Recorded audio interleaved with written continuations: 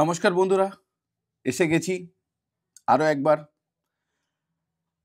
আমার YouTube channel চাকরি পরীক্ষার প্রস্তুতি দেবাশিস সাফুই।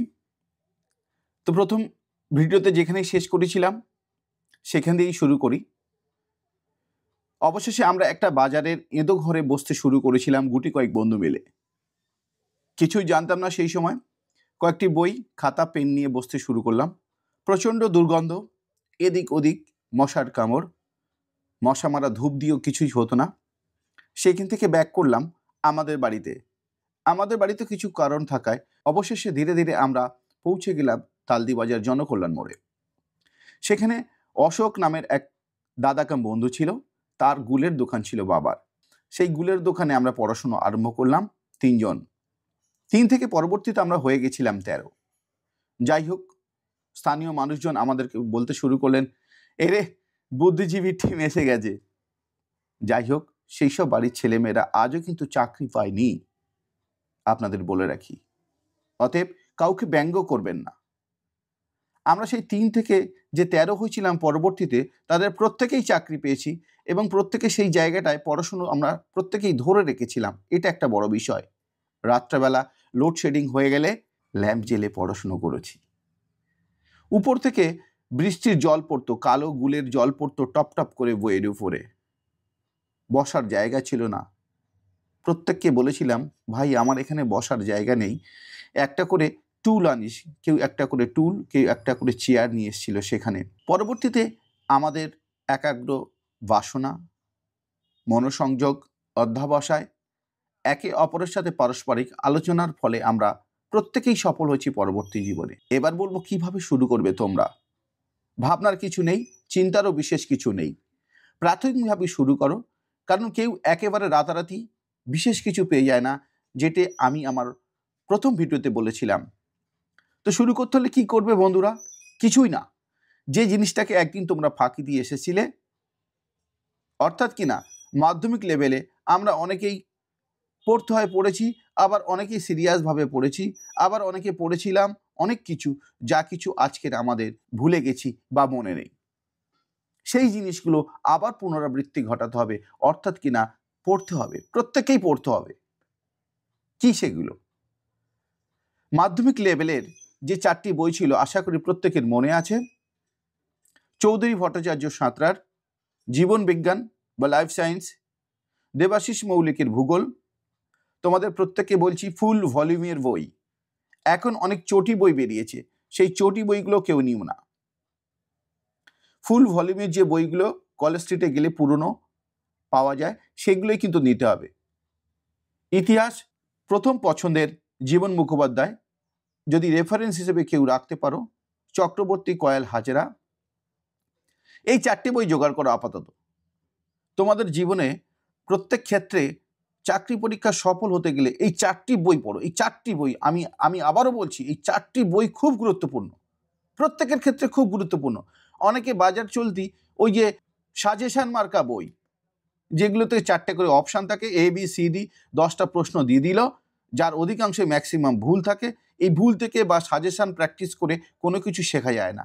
তোমাকে বই পড়তে হবে thoroughly. You have to read it thoroughly. যদি তুমি প্রত্যেকটি বই থরলি পড়ো, অবশ্যই সফল হবে।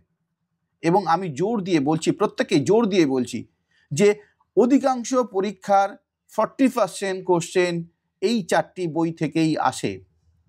চক্রবর্তী কয়াল হাজরা কিংবা জীবন মুখোপাধ্যায়ের ইতিহাস বই পড়ুন, চৌধুরী ভট্টাচার্য সাঁতরার জীবন বিজ্ঞান, দেবাশিস মৌলিকের ভূগোল, আর সুখেন্দু মাইতির ভৌত বিজ্ঞান। এই 4টি বইয়ের অধিকাংশই আমাদের কাছে আজ খুব গুরুত্বপূর্ণ। আপনারা কলেজ স্ট্রিটে গেলে পেয়ে যাবেন এই 4টি বই।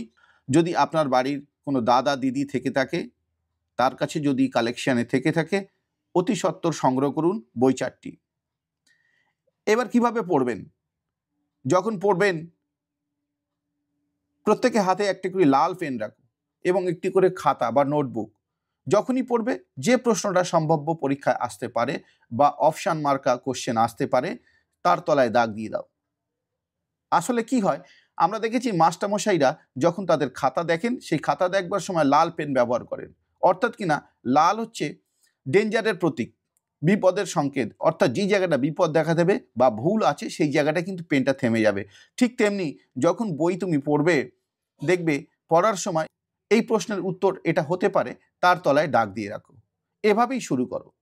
আর কি করবে, দৈনন্দিন সংবাদ বা কারেন্ট অ্যাফেয়ার্স আমরা যেটা বলি, সেটাকে নিজের নলেজে আনতে গেলে নিয়মিত সংবাদপত্র একটি থেকে দুটি পাঠ করো। কারণ কি, সংবাদপত্র পাঠ করলে পরে প্রতিদিন কারেন্ট অ্যাফেয়ার্স আপডেট রাখা যায়। আর যদি আরো বেটার কিছু করতে পারো, সেটা হলো কি, এই কারেন্ট অ্যাফেয়ার্সের জন্য একটা খাতা করতে হবে। সম্ভাব্য একটি খাতা করলে পরে কি হবে, যখন তুমি লিখে রাখবে কিছুই ভুলবে না। কারণ আমরা জানি কি, যে পড়ার সাথে সাথে যদি আমরা লিখি মুখস্থ করে, তাতে সেটা অধিক মাত্রায় মনে থাকে। এই অধিক মাত্রায় মনে রাখাটা আমাদের প্রয়োজন। কারণ আমরা পরীক্ষা হলে গিয়ে কোন অপশানটায় আছে সেটা দেখব। এই প্রশ্নের উত্তর অপশান এতে আছে, বিতে আছে, সিতে আছে না ডিতে আছে, আমরা সেটাই খুঁজবো। আমরা এটা খুঁজবো না যে এ হবে না বি হবে, সি হবে না ডি হবে, আমরা টস করব, এটা আমরা খুঁজতে যাব না। তো যেটা বললাম বন্ধুরা, এই 4টি বই আপাতত জোগাড় করো এবং 4টি বই পড়া শুরু করো। 4টি বইয়ের জন্য 4টি খাতা, নোটবুক তৈরি করো। সেই নোটবুকে সম্ভাব্য প্রশ্ন উত্তর লিখে রাখো। যেমন যদি বলা হয় মোগল সাম্রাজ্যের ভিত্তিপ্রস্তর কে স্থাপন করেছিলেন, স্বভাবতই উত্তর আসে বাবর। এইবার প্রশ্ন হলো এখানেই যে বাবর যে শুরু করেছিলেন সেটা কত খ্রিস্টাব্দে? এখন উত্তর হবে এটাই, 1526। এই সম্ভাব্য 1526-এর উত্তরটা তুমি তোমার খাতায় লিখে রাখো। বাবরের রাজত্বকাল শুরু হয়েছিল 1526, ঠিক এইভাবে। তো আজকের মতো এখানেই শেষ করলাম বন্ধুরা। পরবর্তী ভিডিওতে আবার আসবো তোমাদের সম্মুখে, আবার নতুন কিছু টিপস নিয়ে। থ্যাংক ইউ, ধন্যবাদ।